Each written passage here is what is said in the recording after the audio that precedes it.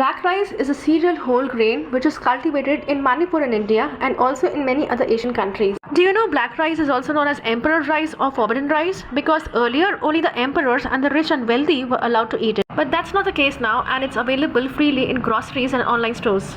So now anyone can eat it and get all the health benefits with black rice. Eating black rice is delicious, fun and beautiful. Black rice is most nutritious compared to other varieties of rice.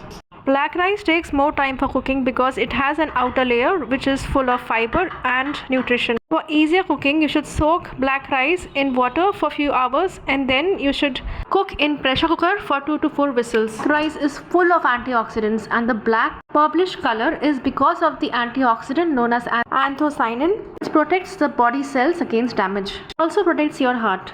It also helps in maintaining the sugar level and diabetes management. It is very nutritious and has good amount of vitamin B and vitamin E and is good for your skin, for your eyes and for your immune system. It is very nutritious and it has a lot of vitamins and minerals, rich in amino acids and antioxidants which helps repair the skin and the tissue.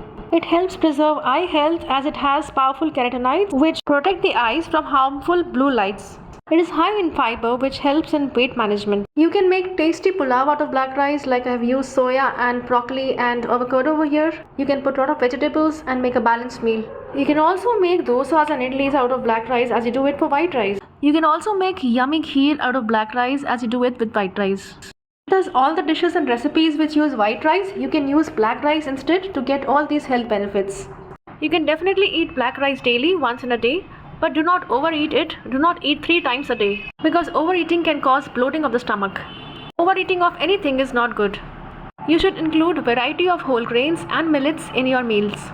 Like if you have taken oats in the breakfast, you can take black rice in the lunch and then some millet like foxtail millet in the night.